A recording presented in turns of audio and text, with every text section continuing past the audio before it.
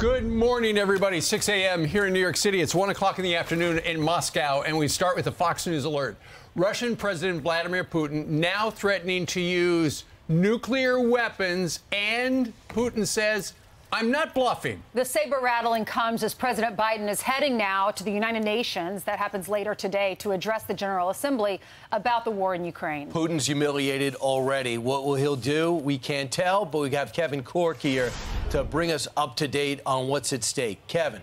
Morning, guys. It's actually pretty remarkable if you think about how far we have come. Think back to how this conflict has actually evolved in Ukraine. At the outset, you might remember there were some, including U.S. General Mark Milley, who suggested that Kyiv could fall to the Russians in as little as 72 hours.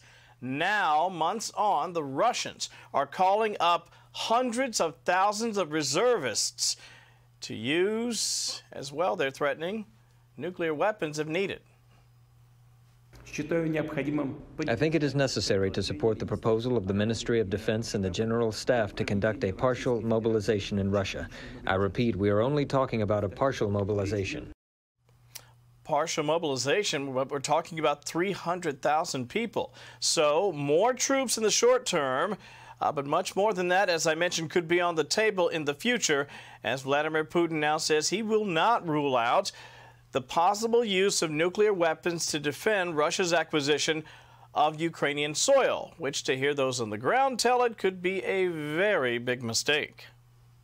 And those who try to blackmail us with nuclear weapons should know that the prevailing winds can also blow in their direction. Strong words there by the Russian leader. Meantime, back here at home, President Biden makes a visit to the Big Apple to deliver remarks before the 77th session of the UN General Assembly.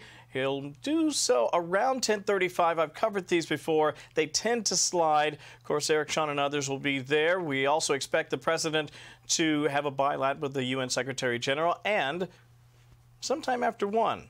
Host a bilat with the brand new Prime Minister of the UK. Now, that visit to New York comes as Beijing considers its response to the president's repeated insistence that the U.S.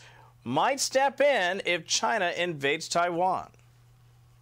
Would U.S. forces defend the island? Yes, if in fact there was an unprecedented attack. To be clear, sir, U.S. forces, U.S. men and women, would defend Taiwan in the event of a Chinese invasion? Yes. You could tell that response surprised the reporter. Obviously, it surprised some people over at the White House as well. Now, the address is also expected to place China and Iran front and center. And despite his comments to the contrary, no, according to other sources at the White House, including Jake Sullivan, there's been no change in U.S. policy vis-a-vis Taiwan and China.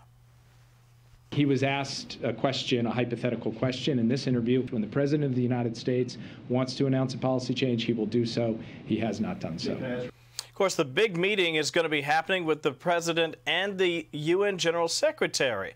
Again, I say that's a big meeting because it's more than just U.S. policy on the line there. They're going to be talking about the global response to some of the many issues that are happening around the world. And, of course, we'll have continuous coverage right here on Fox News Channel. But for now, back to you. All right, Kevin. Right. Thank you very much. And go ahead. What I was going to say is Putin is ordering the mobilization of 300,000 because he does not want to lose the support of the Russian people. When, he could have ordered a full one and it would have been gigantic. But, right now, the public opinion, both state-run media and privately held polls, show that most Russians support the war, but the enthusiasm is more subdued than it was 8 years ago when he grabbed Crimea. Well, Putin is saying that Western nations are encouraging the Ukrainians to hit this nuclear power plant that's controlled by Russia. It happens to be in Ukraine. They're saying, no, it's not us. It's actually Russia doing that. And then also Putin says he's accusing the officials in NATO countries of speaking about using weapons of mass destruction against Russia. But the NATO officials say they have not threatened Russia with nuclear weapons. What's pretty astounding is some of their supporters that are allowed to be on the air or use forums like Telegram that have been supportive of the war and were there to really make sure the public was in support are beginning to question the tactics and the effort and whether the Russians can win or not. This emerged over the weekend. And for the president, if he says everyone's drafted, that would just blow up in his face. But even saying 300,000, I'm going to need the reserves back in uniform, that shows a degree of panic. Remember, he hasn't declared a war. He calls it a special operation. Really? Well, by the way, what about the body bags coming back by the tens of thousands? And by the way, what about the fact that your men are dropping their uniforms and running away in civilian clothes and leaving weaponry behind? You think we're giving them a lot of weapons? The Russians are leaving behind. Now we're considering giving them tanks. I hate when we consider. You don't even have to announce it. We should just be doing it. The other thing to keep in mind, too, is they're going to make a major announcement on September 20th. They're going to have a fake vote and annex Luhansk, Donetsk, Kherson, and Zaporizhzhia. I'm sure I mispronounced that name. At that time, they will, of course, get the referendum. It'll be part of Russia, and they'll say, you know what, we got to defend it and try to rally the Russian people behind it. Here's the thing. They don't have the forces, they don't have the organization, they don't have the leadership, and they might not even have the weaponry to continue this fight. And remember, their greatest allies in this effort, and we have not pressured India, and that's a criminal in my mind.